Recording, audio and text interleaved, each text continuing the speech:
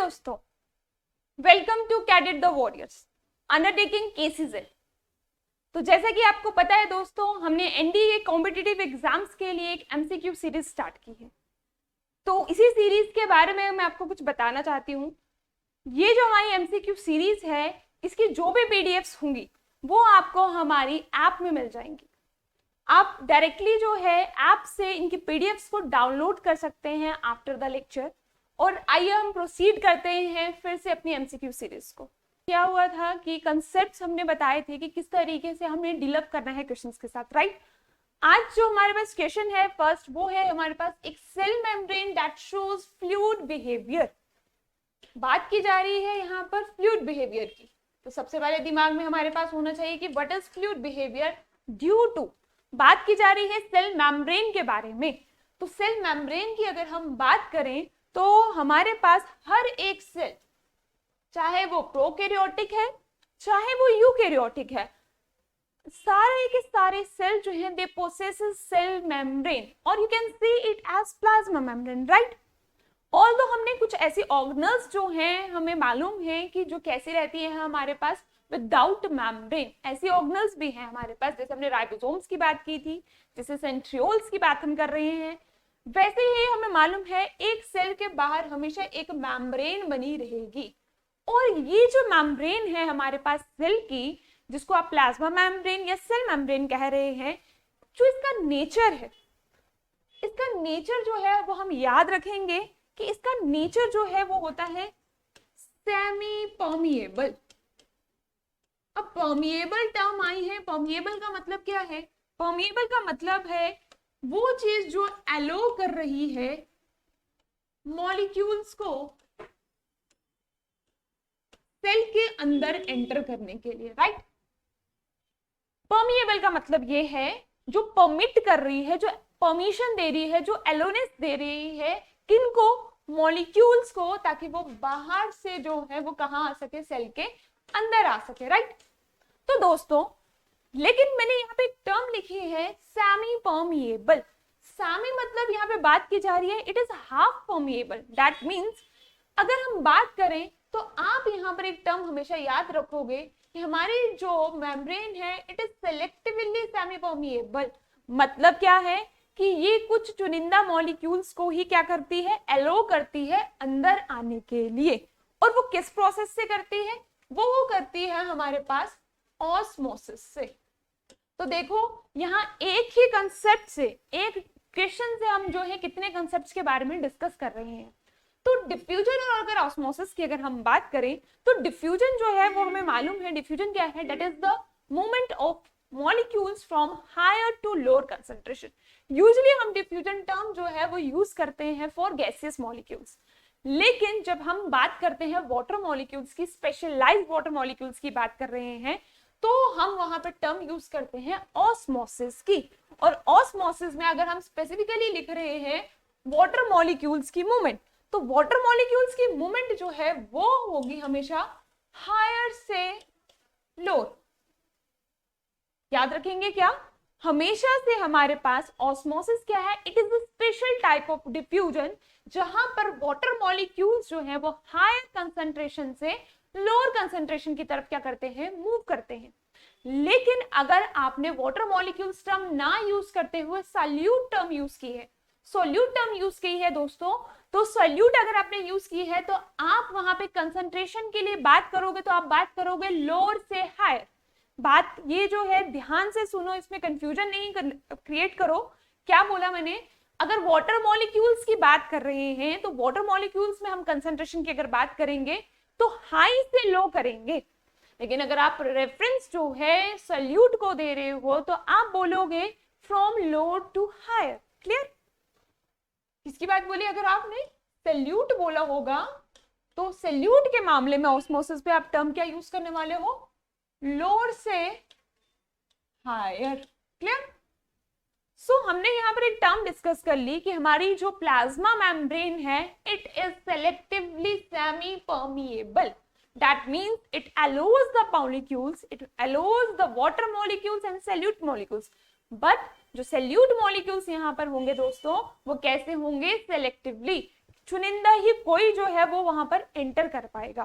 For example आप इसको समझ सकते हैं किस तरीके से, आप किसी फंक्शन पे गए हैं, राइट, तो हमारे पास एक इनविटेशन उसका आता है, तो उस एंट्रेंस में जिसके पास इनविटेशन होगा वो कार्ड चेक किया जाएगा, इनविटेशन होगा तो आपको परमिशन मिलेगी, आपको एंटर करने की परमिशन मिलेगी। लेकिन अगर आपके पास वो इनविटेशन कार्ड नहीं है, वो पास नहीं है आपके पास, तो आपको अंदर एलोवेंस नहीं होगी, राइट। तो इसी तरीके से हमारी जो सेल मेम्ब्रेन या प्लाज्मा मेम्ब्रेन है, क्लियर। अब जो हमारी सेल मेम्ब्रेन है दोस्तों, तो ये याद रखिए जो हमारी सेल मेम्ब्रेन है वो हमेशा जो है वो क्या होगी, it is a bilayer structure, मतलब 2 लेयर से बनी हुई होती है। और वो 2 लेयर्स कैसी हैं, वो 2 लेयर्स हैं इसमें फॉस्फो और लिपिड्स की, फॉस्फोलिपिड्स, और साथ साथ में इसमें प्रेजेंट होते हैं हमारे पास क्या, प्रोटीन्स। तो आपको याद रखना है कि हमारी जो सेल मेम्ब्रेन है it is a bilayer structure, 2 layers present हैं, और वो लेयर जो है वो किसकी बनी है, लिपिड्स और प्रोटीन्स की। और लिपिड्स भी कोई नॉर्मल लिपिड्स की बात नहीं कर रहे हैं, लिपिड्स में भी हम बात कर रहे हैं फॉस्फोलिपिड्स। तो अगर आप एक नॉर्मल से मैं आपको इसका स्ट्रक्चर बताऊं तो इस तरीके से जो है these are the phospholipids, right. In between यहाँ पे हमारे पास जो है वो क्या है, there are the protein molecules. तो ये हमारे पास जो है फॉस्फेट, अगर इसका स्ट्रक्चर देखोगे तो आपको इसका लेयर का अल्ट्रा माइक्रोस्कोपिक स्ट्रक्चर कुछ इस तरीके से दिखेगा। These are the phospholipids, right. और लिपिड्स में हमारे पास जो है there are tails, there are head regions, right. तो ये हेड और टेल रीजन की बात कर रही हूं, तो ये आगे हमारे lipids, that are the phospholipids, और ये हमारे पास क्या है, these are the protein molecules, these are also proteins. और जो वेल एक्सेप्टेड मॉडल है जो ये चीज शो करता है कि सेल मेम्ब्रेन का स्ट्रक्चर क्या है, तो आप याद रखिए कि ये स्ट्रक्चर जो है वो दिया है किसने, सिंगर और निकोलसन ने इन 1972, राइट। जिसमें ये बात कही गई है कि जैसे एक समुंदर है और उस समुंदर में हमारे पास जो है आइसबर्ग्स प्रेजेंट होते हैं, बर्फ के तोदे पर प्रेजेंट होते हैं, सिमिलरली वैसे ही हमारा प्लाज्मा मेम्ब्रेन का स्ट्रक्चर है, जहां पर तो ये सी है लिपिड्स का, it is a sea of lipids in which these proteins are embedded, right। ये प्रोटीन्स इसमें क्या है, these proteins are embedded in the sea of lipids, या आप इसी को बोल सकते हो icebergs in the sea of lipids, right। दूसरी चीज हम क्या बोल सकते हैं, आप बोल सकते हो इनको these are called as icebergs। icebergs किसके लिए टर्म यूज की है, प्रोटीन्स के लिए। तो icebergs in the sea of lipids जो है इस मॉडल को एक्सप्लेन करता है कि दोनों लेयर्स किस तरीके से जो है वो अरेंज है, बाइलेयर्ड है, फॉस्फोलिपिड्स प्रेजेंट है, और उन लिपिड्स के साथ साथ हमारे पास प्रोटीन प्रेजेंट है। तो दोस्तों ये प्रोटीन मॉलिक्यूल्स जो इसमें है ये क्या कर रहे हैं, ये हेल्प कर रहे हैं उन मॉलिक्यूल्स को अंदर लाने के लिए जो लिपिड्स के थ्रू अंदर नहीं आ सकते। क्यों, क्योंकि लिपिड्स जो है हमारे पास उनके रीजन्स में अगर हम बात करें तो उनके पास जो है they are hydrophobic in nature, right. उनके टेल्स की अगर हम बात कर रहे हैं, हाइड्रोफोबिक या हाइड्रोफिलिक का मतलब क्या है, फोबिक मींस जो जब हम किसी चीज का फेयर है, डर रहे हैं, तो हाइड्रोफोबिक टर्म यूज की मैंने। तो हाइड्रोफोबिक जो है, हाइड्रो मतलब पानी से डरना, हाइड्रोफिलिक मतलब पानी से लव करना। तो हमारे पास जो ये इसका हेड रीजन है और ये जो इसका टेल रीजन है, राइट, ये हेड और टेल रीजन की अगर हम बात कर रहे हैं तो ये मॉलिक्यूल्स की बात करी जा रही है कि ये एलो कर रहे हैं या नहीं कर रहे हैं। ऑल्दो ये लिपिड्स के बने हुए हैं तो दैट मींस फैट्स तो यहाँ पर इजिली आ रहे हैं, लेकिन वाटर की मूवमेंट की अगर हम बात करें तो वाटर हमारा जो है वो यहां तक तो पहुंच जाता है, लेकिन टेल्स हाइड्रोफोबिक है। तो वाटर अंदर एंटर नहीं कर सकता, और किसी भी सेल के लिए कोई भी मेटाबॉलिक एक्टिविटी क्यों ना हो, विदाउट वाटर जो है वो कोई भी फंक्शन अपना परफॉर्म नहीं कर सकता, राइट। सो ये टेल हाइड्रोफोबिक होने के कारण और हेड जो है वो हाइड्रोफिलिक होने के कारण पानी जो है वो हेड रीजन तक आ रहा है, लेकिन उसके नीचे जो है नहीं पहुंच पा रहा। अब इसके लिए जो है हमारे ये जो प्रोटीन्स है ये काम करते हैं एज एन टनल। तो ये आप समझ सकते हो, ये एक बीचों बीच रास्ता बनाया गया है ताकि जो मॉलिक्यूल्स वहां से नहीं आ सकते वो कहां से एंटर करेंगे, इसके थ्रू, राइट। जिसकी वजह से ये इस पूरे मेम्ब्रेन स्ट्रक्चर को एक सॉफ्ट प्लाएबल जो है स्ट्रक्चर फ्रेम करता है। सेल वॉल हमारी रिजिड होती है, लेकिन सेल मेम्ब्रेन हमारी फ्लेक्सिबल होती है, जिसकी वजह से एक सेल जो है वो अपनी शेप जो है वो चेंज कर सकता है। जैसे अगर मैं बात करूं एमीबा की, एमीबा हम सबने देखा होगा, अपनी छोटी क्लासेस में भी पढ़ा है। एमीबा जो है वो अपना फूड इनटेक करता है by changing it's the membrane structure, fluidity की वजह से। तो फ्लूइडिटी क्या है? That is the fluid present in it. और वो फ्लूइड कैसे आएगा? Because of these channels water जो है वो एंटर कर पाएगा और मॉलिक्यूल्स एंटर कर पाएंगे, जिसकी वजह से एक सेल जो है वो बाहर इंट्रैक्ट कर पाएगा, राइट। अब इंट्रैक्शन जब होगी तभी जाकर जो है वो नेचर जो है वो परफॉर्म कर पाएगा। आई होप आपको जो है मेम्ब्रेन के बारे में ये चीजें क्लियर हो गई हैं। अब हम क्वेश्चन की तरफ फिर से देखते हैं। तो हमारा क्वेश्चन है कि एक सेल मेम्ब्रेन फ्लूइड बिहेवियर क्यों शो करता है?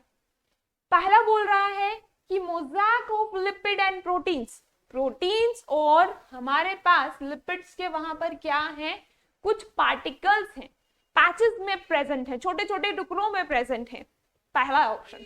दूसरा है कि सिर्फ फ्लूइड प्रोटीन है वहां पर, तो ऐसा हमने कुछ पढ़ा नहीं अभी तक, राइट। फिर बोलता है वहां पे फैट और ग्लूकोज है, तो मैंने बात की है लिपिड्स और प्रोटीन्स की, तो ये ऑप्शन भी गलत हो गया। अब बोल रहे हैं sandwich of protein between the lipid layers. तो हम लोगों ने ये मॉडल पुराना है, पुराने मॉडल पे ऐसी चीज कही गई थी जिसको हम सैंडविच मॉडल बोलते हैं, राइट, जो कि हमारे पास डैनियल एंड डेविसन ने दिया था। लेकिन this is a discarded model, क्योंकि ये पूरा एप्रोप्रिएट इस चीज को फंक्शनली बता नहीं पाया था कि किस तरीके से जो है ये एक डायनामिक स्ट्रक्चर है या स्टैटिक स्ट्रक्चर है। ऑल्दो हमें मालूम है it is a flexible structure, it is a dynamic in nature, changeable है, राइट। सो ये ऑप्शन भी गलत हो गया। तो ऑप्शन क्या आएगा? That is the mosaic of lipids and proteins. जैसे कि हमने देखा लिपिड्स की जो है वहां पर सी है in between, and external and internal embedded जो है वहां पर हमारे पास क्या है? प्रोटीन्स है। Clear? Move to the next question. Next बात कर रहे हैं plastids which store fats and oils are called. Plastids की अगर हम बात करें तो प्लास्टिड्स में हमने जो सबसे इंपॉर्टेंट चीजें पहले पढ़ चुके हैं प्लास्टिड्स के बारे में, वो क्या क्या है? प्लास्टिड्स जो हैं, सबसे पहली बात, ये एक यूकैरियोटिक ऑर्गेनल है, राइट। यूकैरियोटिक ऑर्गेनल होने के साथ साथ it is a double membrane structure, right. Double membrane organelle है, 2 लेयर्स प्रेजेंट होती हैं। अब इसमें हमारे पास प्लास्टिड्स में अकॉर्डिंगली का जो फंक्शन है, ऑन दैट बेसिस अगर हम बात करें तो हम इनको डिवाइड करते हैं into leucoplast, right, chloroplast and chromoplast. Plastids are divided into leucoplast, chloroplast and chromoplast. तो सिंपल सा याद रखेंगे हम क्या? देखो, क्रोमो मतलब गूगल क्रोम पढ़ते हैं, क्रोमा मीन्स कलर, मतलब क्लोरोप्लास्ट वो ऑर्गेनल है जो इंपार्ट करती है कलरेशन। जितने भी हमारे पास लीव्स हैं, फ्लावर्स हैं, उनमें हमें अलग अलग जो वेरिएशन कलरेशन शो होती है, that is due to the chromoplast, क्योंकि इसमें इतनी वेरिएबल पिगमेंट्स देखने को मिलती है, राइट। अगर हम बात करें क्लोरोप्लास्ट की तो बेसिकली है भाई, इसमें क्या होगा? बेसिक क्लोरोफिल, जो कि हेल्प करेगी किसमें? फोटो सिंथेसिस में, राइट। ये भी बात क्लियर हो गई। अब बात करते हैं हम ल्यूकोप्लास्ट की, जिसके बारे में हम यहाँ पढ़ रहे हैं अभी। Leuco means colourless, leuco means colourless. तो ये ऑर्गेनल जो है कलरलेस ऑर्गेनल है, और साथ ही साथ ये हेल्प करती है क्या करने के लिए, स्टोरेज करने के लिए। अब वो किस किस की स्टोरेज, ऑन दैट बेसिस हम इसको डिवाइड कर सकते हैं। सबसे पहले अगर हम बात करें दैट इज अमाइलोप्लास्ट। देखो अमाइलो, अब इसको याद कैसे करना है आपको, अमाइलो बोला है तो डाइजेशन में स्टार्च के ऊपर अमाइलेज एंजाइम काम करती है, स्टार्च पे अमाइलेज एंजाइम काम करती है। देखो दो चीजें यहाँ पे कवर अप हो रही हैं, स्टार्च पे अमाइलेज काम करती है, तो अमाइलोप्लास्ट क्या करता होगा, स्टोर करता है क्या, स्टार्च, राइट। वो सब ऑर्गेनल बोल सकते हो, इसके अंदर एक पार्ट है जो स्टोर करता है किसको, स्टार्च को स्टोर करता है, उसको हम बोलते हैं क्या, अमाइलोप्लास्ट बोलते हैं। क्लियर। दूसरी अगर हम बात देखें यहां पर, ये आ गया फर्स्ट, राइट। दूसरी अगर हम बात करें तो दूसरा जो है हमारे पास दैट इज एलियोप्लास्ट। देखो लियो, right, that store oil and fats, that stores oil and fats, that is called as elioplast, right। ये आ गया हमारे पास क्या, elioplast, right। थर्ड वन अगर हम बात करें अकॉर्डिंग टू द स्टोरेज, अगर वो प्रोटीन स्टोर कर रहा है, अगर वो प्रोटीन स्टोर कर रहा है then we call it as aleuroplast, या फिर प्रोटियोप्लास्ट भी बोल सकते हो आप इसको, प्रोटियोप्लास्ट नाम से पता चल रहा है दैट स्टोर्स प्रोटीन। तो एक बार मैं फिर से बता देती हूं क्या कहा। देखो plastid is a eukaryotic organelle, double membrane है, राइट। ल्यूकोप्लास्ट, क्लोरोप्लास्ट, क्रोमोप्लास्ट आ गई हमारे पास। क्रोमो मतलब chroma, that imparts colour. Chloroplast that shows the chlorophyll pigment and helps in the photosynthesis process, right। Leucoplast की हमने बात की तो हमने बोला ल्यूकोप्लास्ट जो है हमारे पास कलरलेस ऑर्गेनल है जो मेनली हेल्प करती है स्टोरेज के लिए, और storage on the basis of क्या, या तो वो अमाइलोप्लास्ट होगी, अमाइलो मतलब जो स्टोर कर रहा है क्या, स्टार्च, एलियो मतलब जो स्टोर कर रहा है ऑयल या फैट्स, और एल्यूरोप्लास्ट मतलब जो स्टोर कर रहा है हमारे पास क्या, प्रोटीन्स, राइट। अब आपको ये चीज याद हो गई होगी, एलियो, एल्यूरो और साथ में अमाइलो। अमाइलो के लिए स्टार्च, एलियो के लिए ऑयल फैट्स, और एल्यूरो या प्रोटियोप्लास्ट के लिए आप टर्म यूज करोगे for the storage of proteins, right. तो अब हमारा ये क्वेश्चन जो है बिल्कुल क्लियर हो जाएगा कि किसके बारे में बात की जा रही है। तो क्वेश्चन पूछा गया है plastid which store fats and oils. अब आपके दिमाग में डायरेक्ट आंसर आ गया हुआ है, एल्यूरोप्लास्ट नहीं हो सकती, एमाइलोप्लास्ट नहीं हो सकती, इन दोनों को कंबाइन करके इटियोप्लास्ट बोलते हैं, तो आंसर आ जाएगा हमारा elaioplast, right. Move to the next question, आसान हो गई अब ये चीज। नेक्स्ट है which one is not a difference. तो सबसे पहले जो चीज आपको क्वेश्चन में दी जाती है, कोई भी कॉम्पिटिटिव है, अगर आपको वहां पे टर्म लिखा है नॉट अ या इनकरेक्ट करेक्ट, उसको सबसे पहले अंडरलाइन करो ताकि दिमाग में ये चीज बैठे कि ये पूछ क्या रहा है, क्योंकि मोस्टली बच्चे जो है आसान क्वेश्चन इसी तरीके से गलत कर देते हैं कि यहाँ पूछा क्या है। तो क्वेश्चन एक बार फिर से पढ़ लो, which one is not a difference, not a नहीं है, difference between prokaryote and eukaryote. तो गलती से मत ऐसा कर देना कि कौन सा डिफरेंस है, तो ये छोटा सा आसान सा क्वेश्चन गलत हो जाएगा, राइट। क्वेश्चन है नॉट अ डिफरेंस, डिफरेंस नहीं है। तो सबसे पहले अगर हम बात करें मेम्ब्रेन बॉन्ड ऑर्गेनल्स की, तो हमने सबसे बेसिक डिफरेंस यही पढ़ा था प्रोकैरियोट और यूकैरियोट का, कि प्रोकैरियोट में मेम्ब्रेन बॉन्ड ऑर्गेनल्स एब्सेंट है, वेयर एज यूकैरियोट्स में वो ऑर्गेनल्स प्रेजेंट है, राइट।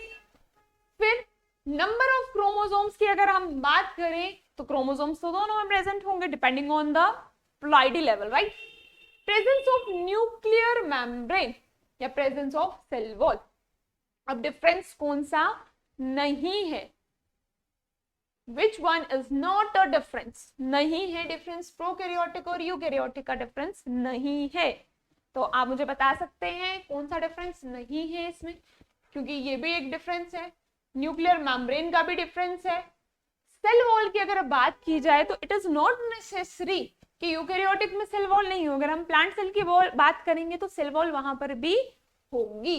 तो हमारे पास ये सारे ऑप्शंस गलत हो जाते हैं, तो आंसर क्या हो जाता है, that is the presence of cell wall, right, clear. Next देखिए, which of the following statement with reference to cytoskeleton is not correct. Not correct मतलब इनकरेक्ट स्टेटमेंट ढूंढनी है, राइट, ऐसे लिख सकते हो ताकि गलती ना हो। नॉट करेक्ट पूछा है तो दैट मीन्स इनकरेक्ट स्टेटमेंट पूछी है। इनकरेक्ट क्या है, साइटोस्केलेटन की बात की जा रही है।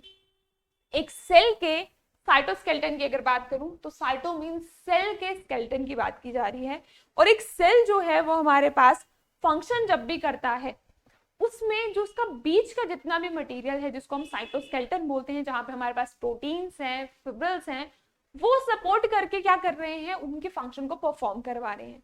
तो पहला ऑप्शन है साइटोस्केलेटन हेल्प्स इन मोटिलिटी, तो बिल्कुल सही बात है, करेक्ट स्टेटमेंट है ये, this is a correct one, कि भाई साइटोस्केलेटन ही जो है वो एलो करता है कि एक सेल जो है वो मूव कर सके because of its microfilaments, microtubules, right, या फिर अगर आप बोलोगे बाकी के प्रोटीन मॉलिक्यूल्स, इंटरमीडिएट फिलामेंट्स।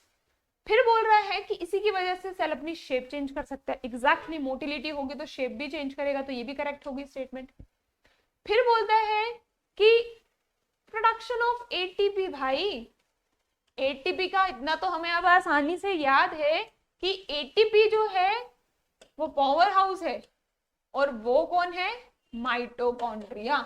हमें स्टेटमेंट दिख चुकी है कि this one is the incorrect statement, this is the correct, this is the correct, but this one is the incorrect statement, right. और मैकेनिकल स्पोर्ट भी ये करता है, तो ये वाली भी क्या है, करेक्ट है, राइट। तो आंसर हो गया यहाँ पे cytoskeleton helps in production of ATP, that is the wrong statement because mitochondria helps in the production of ATP, और वही जो है हम क्या बोलते हैं उसको, power house of the cell, right. So next देखते हैं, next question, the nucleus was first discovered by, the nucleus was first discovered by, किसने डिस्कवर किया है न्यूक्लियस के बारे में, राइट। तो सबसे पहले हम ऑप्शंस की तरफ आते हैं कि किसने क्या क्या किया है। शॉन की अगर बात करें तो इसने हमारे पास सेल थ्योरी दी है, शिल्डन एंड शॉन ये दो साइंटिस्ट हैं जिन्होंने सेल थ्योरी दी है, राइट। फ्लेमिंग की अगर बात की जाए तो फ्लेमिंग ने हमारे पास जो है न्यूक्लियोलस के बारे में बताया था, ठीक है, न्यूक्लियस के मेम्ब्रेन्स के बारे में डिस्कस किया था, बट न्यूक्लियस के बारे में डिस्कस नहीं किया है, न्यूक्लियस के फर्दर और फर्दर क्रोमोसोम्स के बारे में बताया है, राइट। पैलेट पार्टिकल्स की अगर बात करें तो that are for the ribosomes, Palade particles बोलते हैं इनको, पैलेट ने बताया था। हाँ जी भाई, आंसर आ गया हमारा रॉबर्ट ब्राउन, रॉबर्ट ब्राउन इन 1831 उन्होंने सबसे पहले हमें न्यूक्लियस के बारे में बताया, तो आंसर हो गया इसका डी, राइट। नेक्स्ट फिर से क्वेश्चन आ गया हमारे पास साइटोस्केलेटन के बारे में, तो पूछ रहा है साइटोस्केलेटन किससे बना हुआ होता है। तो साइटोस्केलेटन अभी मैंने बोला हमारे पास फिलामेंट्स होते हैं, वी हैव माइक्रोफिलामेंट्स जो कि ट्यूब्यूल से बने हुए हैं, अल्फा और बीटा ट्यूब्यूल से, राइट। माइक्रोट्यूबुलिन होगा, प्रोटीन है ये सबके सब, ट्यूबुलिन प्रोटीन, एक्टिन और मायोसिन प्रोटीन, इंटरमीडिएट फिलामेंट्स, तो ये सारा आंसर क्या हो जाएगा, प्रोटीनिशियस फिलामेंट्स की वजह से जो है ये सब चीजें बन रही हैं, साइटोस्केलेटन, राइट। नेक्स्ट देखते हैं, नेक्स्ट है माइटोकॉन्ड्रिया के ऊपर क्वेश्चन, तो बोल रहा है mitochondria and chloroplast are, mitochondria and chloroplasts are considered to be endosymbiotic of the cell because of what, right? तो सबसे पहले समझते हैं what is endosymbiotic। तो एक ऐसी थ्योरी मानी जाती है कि छोटे छोटे ऑर्गेनल्स जो हैं they will combine और उसके बाद जाकर हमारे पास ये ऑर्गेनल्स बनी है, माइटोकॉन्ड्रिया एंड क्लोरोप्लास्ट, राइट। तो बोल रहा है कि कंसीडर क्यों किया जाता है इसको एंडोसिम्बियोटिक रिलेशनशिप में, राइट। एंडोसिम्बियोटिक रिलेशनशिप में इनको क्यों माना जाता है, क्यों? पहली बात तो सही है, दोनों के पास अपना न्यूक्लिक एसिड है, तो आपको याद रखनी पड़ेगी दोनों के लिए टर्म, खास तौर पर माइटोकॉन्ड्रिया और क्लोरोप्लास्ट के लिए। तो चीफ मिनिस्टर याद कर लो, चीफ मिनिस्टर के पास सब चीजें जो है वो क्या होंगी, मिनिस्टर लोगों के पास थोड़ी हर चीज क्या रहती है, स्पेशल रहती है, राइट। तो चीफ मिनिस्टर उसके पास जो है, दोनों के पास डबल मेम्ब्रेन ऑर्गेनल है। पहली बात भाई, अगर बिजली बाकियों की चली गई है लेकिन मिनिस्ट्री हाउस में जो है तब भी पावर रहती है, तो कुछ एक्स्ट्रा उनको बेनिफिट रहता है। सिमिलरली एक सेल के पास तो न्यूक्लियस है, उसका जेनेटिक मटेरियल है, लेकिन इन दोनों ऑर्गेनल के पास भी अपना अपना जेनेटिक मटेरियल है, right. So first statement is right. क्या? Possesses their own nucleic acid, दोनों के पास अपना अपना न्यूक्लिक एसिड होता है, दोनों के पास अपने अपने इनबिल्ट राइबोसोम्स होते हैं, राइट। दोनों के पास ऑर्गेनल के अंदर, ऑर्गेनल विद इन ऑर्गेनल के अंदर ही हमारे पास क्या होते हैं, इसके अपने राइबोसोम्स होते हैं, जिसकी वजह से इन दोनों ऑर्गेनल्स को हम सेमी ऑटोनोमस ऑर्गेनल्स भी बोलते हैं। सेमी ऑटोनोमस क्यों? बिकॉज ये दोनों ऑर्गेनल्स जो है अपना काम जो है विदाउट द एक्चुअल जेनेटिक और प्रोटीन्स के बजाय भी अपना काम ये कर सकते हैं। तो ये पॉइंट्स जो है दोनों के बारे में याद रखने हैं। अब देखो कि इनकी कैपेसिटी है कि एटीपी सिंथेसिस कर सकते हैं, राइट। तो दूसरा है do not reproduce all of the above. सबसे पहला ऑप्शन क्या है, माइटोकॉन्ड्रिया, और इनको कंसीडर किया जाता है as an the endosymbiote of cells because दोनों के पास अपना न्यूक्लिक एसिड है, दोनों के पास कैपेसिटी है एटीपी सिंथेसिस की। तो ऐसा तो नहीं है एटीपी जो है वो सिर्फ माइटोकॉन्ड्रिया के पास है, राइट। दोनों जो है डू नॉट रिप्रोड्यूस, ऑब्वियस सी बात है, रिप्रोड्यूस तो नहीं कर सकती हैं, ये काम कर रही हैं, तो ये भी नहीं आएगा, ये भी नहीं आएगा, तो आ जाएगा क्या answer, because both the organelles have their own nucleic acid, right. Next अगर हम बात करते हैं, नेक्स्ट है अबाउट द स्पेरियोसोम्स। स्पेरियोसोम्स की अगर हम बात करें तो हमारे पास स्पेरियोसोम्स जो है प्लांट सेल की, आप इनको प्लांट लाइसोसोम्स बोल सकते हो, राइट। ये सिर्फ प्लांट्स में मिलेंगे और किसी में नहीं मिलेगी, ऑर्गेनल सिर्फ प्लांट में मिलेगी। Spherosomes are involved in what? सबसे पहली चीज मैंने बोली कि स्पेरियोसोम्स जो हैं they are called as the plant lysosomes. तो प्लांट के लिए जो लाइसोसोमिक एक्टिविटी करते हैं वो ये स्पेरियोसोम्स करते हैं, पहली चीज। दूसरी चीज आपको याद रखनी है, ये सिर्फ आपको प्लांट सेल में मिलेंगे, एनिमल सेल में नहीं मिलेंगे। और तीसरी चीज आपको जो याद रखनी है, ये हेल्प करते हैं प्लांट्स की ताकि ये सिंथेसिस और स्टोरेज कर सके किसकी, लिपिड्स की, राइट। सिंथेसिस कर सके, स्टोरेज किसकी, लिपिड्स की, क्योंकि प्रोटीन की सिंथेसिस काम करना जो है वो राइबोसोम्स का काम है, राइट। और कार्बोहाइड्रेट्स के लिए हमने अभी माइलोप्लास्ट के बारे में पढ़ा, और बीटा ऑक्सीडेशन की अगर हम बात करें तो उसके लिए हमारे पास अलग से ऑर्गेनल ही है, दैट इज द ग्लाइकोऑक्सीसोम्स, तो वो इनमें काम करते हैं। तो ऑप्शन जो है वो आ जाएगा इसका फर्स्ट, राइट। फिर पूछ रहा है longest cell in human body, सबसे लॉन्गेस्ट सेल, ये तो आपका बेसिक सा क्वेश्चन है, that is the nerve cell, neuron cell, जो सबसे लॉन्गेस्ट सेल है ह्यूमन बॉडी में, सबसे लॉन्गेस्ट पूछा है, लार्जेस्ट नहीं पूछा है, लॉन्गेस्ट सेल पूछा है। लॉन्गेस्ट सबसे जो है that runs is the neuron और you called it as the nerve cells, right. Next बात करते हैं, लास्ट लेक्चर में भी हमने इसके बारे में पढ़ा था, that is the eukaryotic ribosomes पूछा जा रहा है भाई, ये तो अब आपको आ गया हुआ है। यूकैरियोटिक राइबोसोम्स की अगर बात की जाए तो प्रोकैरियोटिक में हमने बोला था 70s, राइट। प्रो का हमने बोला था प्रो 70 वर्जन, राइट, और यू का 80, फर्दर डिवाइडेड बोला था हमने 50-30 और इसका 60-40। अब ऑप्शन में चले जाते हैं, यूकैरियोटिक के लिए पूछ रहा है 50-30 नहीं है, 70 नहीं है, 80s है, राइट। तो ये चीज आपकी क्लियर हो गई है यहाँ पर कि हमारे पास यहाँ पर जो है वो क्या है, 80s है। क्लियर हो गई बात यहाँ तक आप लोगों को? तो नेक्स्ट वीडियो में हम बाकी के एमसीक्यूज के बारे में डिस्कस करेंगे। आई होप आप लोगों को कंसेप्ट जो है वो साथ साथ क्वेश्चन से मेरा जो मेन मोटिव है यहाँ पर वो एमसीक्यूज की प्रैक्टिस करवाना तो है ही है, लेकिन उसके साथ साथ मेरा जो मेन मोटिव है वो ये है कि क्वेश्चन के जो बेसिक, इसका बेसिक नॉलेज जो है, जो बेसिक कंसेप्ट है, वो आप लोगों का साथ साथ क्लियर हो सके, राइट? चाहे आप फिर कोई भी कॉम्पिटिटिव के लिए क्यों ना तैयार कर रहे हो, these are the basic questions. और अगर आप इसको इजिली मेरे साथ इस चीज को फॉलो अप करते जाओगे, जैसे जैसे मैं आपको बता रही हूँ, तो मैंने आपसे पहले भी एक गारंटीड दी थी, आपको प्रॉमिस दिया था कि वो आपके 11 क्वेश्चन 44 मार्क्स कहीं नहीं जाने वाले। बस एक बार इनको रिवाइज कीजिए, खास करके जो पहली बार पढ़ रहे हैं तो रिवीजन की जरूरत है। बायो में सबसे ज्यादा जो जरूरत रहती है वो रहती है रिवीजन की। Clear? So guys, see you in the next video. Thank you.